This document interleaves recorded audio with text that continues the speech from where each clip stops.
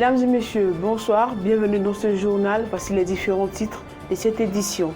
Les résultats du CEP ont été proclamés le mardi 22 juin par la directrice des examens et concours.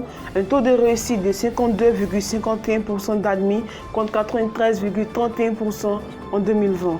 Lutte contre la Covid-19, le top départ du vaccin Pfizer à ARN messager.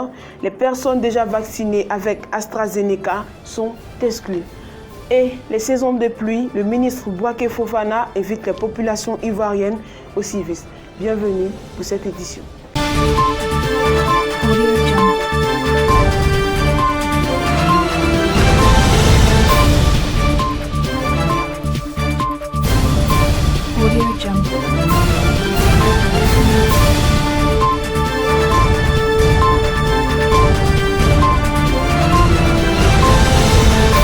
Comme je l'ai annoncé dans les titres, le taux d'admis au CEP session 2021 est de 52,51% contre 93,31% en 2020. Ce sont 562 519 candidats qui ont pris part aux examens du certificat d'études primaires et élémentaires et à l'entrée en 6e le 8 juin dernier.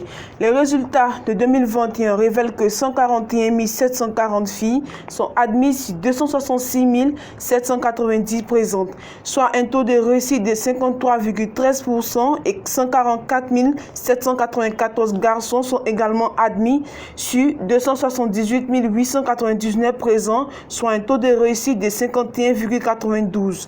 Les filles ont donc connu cette session un meilleur taux de réussite que les garçons.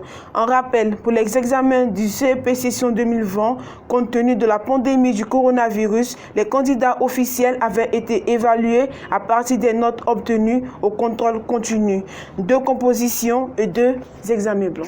L'Autorité nationale de régulation ANP va entreprendre une régulation économique des entreprises de presse imprimée et numérique. Du lundi 21 juin au lundi 26 juillet 2021, au titre de l'exercice de l'année 2020, indique un communiqué transmis de l'AIP. Elle invite tous les représentants légaux à acheminer à son siège les documents requis pour cette régulation, notamment la liste des journalistes professionnels et professionnels de la communication, la copie du contrat de travail de ces derniers, de l'immatriculation de l'entreprise à la Caisse nationale des prévoyances sociales, CNPS.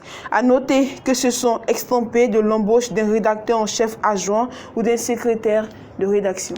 Initiative Côte d'Ivoire-Ghana pour le cacao, Abidjan et Accra lancent un appel aux autres pays africains producteurs. Cette réunion d'Abidjan en effet marquait la mise en place effective de cette initiative portée par les 2 plus gros fournisseurs du marché mondial en cacao.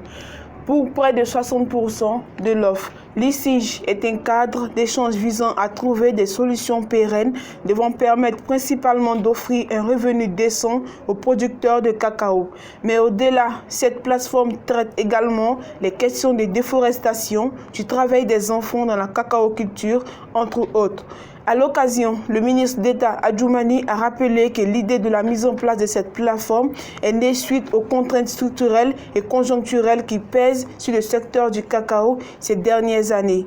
Le membre du gouvernement a par ailleurs révélé que les négociations avec les partenaires, notamment les chocolatiers, dans le cadre de cette initiative, ont abouti à l'obtention d'un différentiel de revenus décent de $400 la tonne de fèves de cacao destinée exclusivement aux producteurs.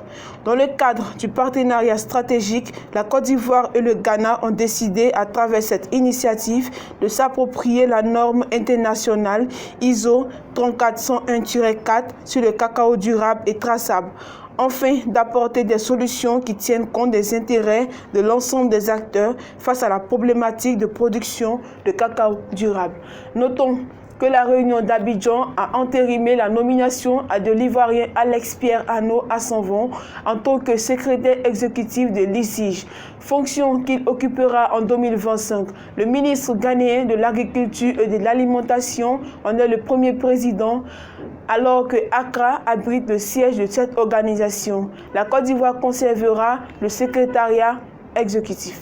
Facilitation des échanges, la Côte d'Ivoire, le Niger et le Burkina Faso lancent à Abidjan le système interconnecté de gestion des marchandises en transit par rail.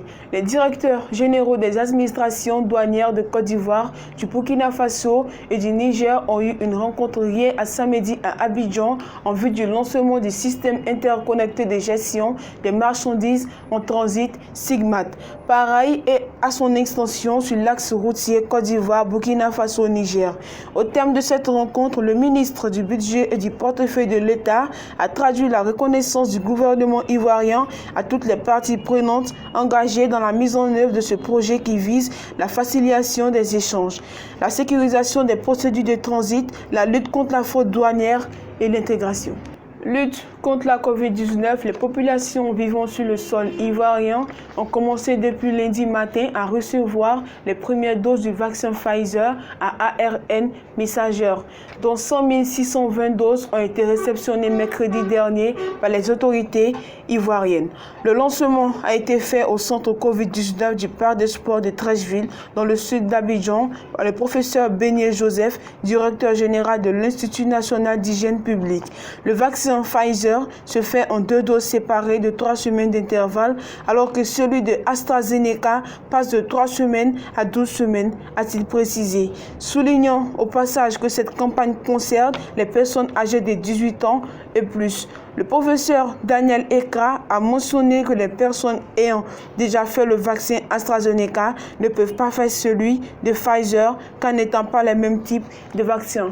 Ces personnes sont priés d'attendre ici à fin juin 2021, date à laquelle le vaccin AstraZeneca devait être disponible et distribué sur l'ensemble du territoire national. À noter qu'à la date du 19 juin, 1224 doses de vaccin contre la Covid-19 ont été administrées, soit un total de 725 916 doses administrées. Comme je l'ai annoncé dans les titres, le ministre Bouaké Fofana invite les populations au civisme en cette saison pluvieuse. C'est un appel que nous lançons à tous nos compatriotes. Il faut s'assurer, avant de commencer une construction, d'avoir le permis de construire. Même quand les ouvrages sont construits, le fonctionnement est mis à rude épreuve par les arrivées des déchets, parce que nos compatriotes continuent de se servir des caniveaux, des canalisations de drainage comme des dépotoirs d'ordures, a regretté le ministre.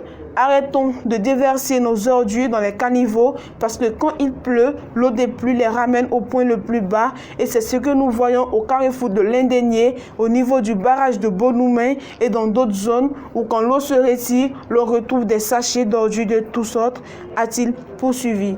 Le ministre de l'Assainissement et de la Salubrité s'est rendu successivement à la rue Ministre, à Saint-Viateur, à Labra, Bonoumen, 9 kilos, des quartiers de la Riviera Cocody et au carrefour de l'Indénié pour constater l'impact de ces premières pluies. Il faut noter que le pays, cette année, a connu une longue saison sèche. La saison pluvieuse qui s'annonce pourrait encore entraîner des dégâts, car des populations demeurent encore dans les zones à risque, notamment dans le Talouet, les bassins d'orage et les flancs de collines. Et pour terminer ce journal, les sénatoriales partielles, après avoir réceptionné tous les dossiers des candidatures aux élections sénatoriales prévues le 31 juillet 2021, la Commission électorale indépendante CEI a publié ce mardi 22 juin 2021 la liste des candidats retenus. Il s'agit de M. Denis Akadié Claude et Melej Aboud Hilaire dans la circonscription électorale des Grands Ponts, Traoré Drissa Diaby Vassiriki, Ousmane Silla et Touré Nabi Issouf dans la circonscription électorale du Kabadougou, Kambiré Sié et Yen Tontoli Ange Patrick dans la circonscription électorale du Boukani, Ouattara Ouseni et Kosonou Kwasi Ignace dans la circonscription électorale du Gontougo, Niézéré Ignace, Baflan Lor et Clé Georges dans la circonscription électorale de la Nawa. Selon la CEI, tout électeur peut contester devant le Conseil constitutionnel sa présente décision dans un délai de 3 jours francs à compter de la date de publication de la liste des candidats. Pour rappel, Le Sénat est la chambre haute du Parlement de la Côte d'Ivoire depuis l'adoption de la Troisième République en 2016. Voilà qui met un terme à ce journal réalisé par l'ensemble de la rédaction. Ça a été un plaisir pour moi de vous présenter ce journal. Retrouvez-moi dimanche pour une nouvelle session d'information. D'ici là, portez-vous bien.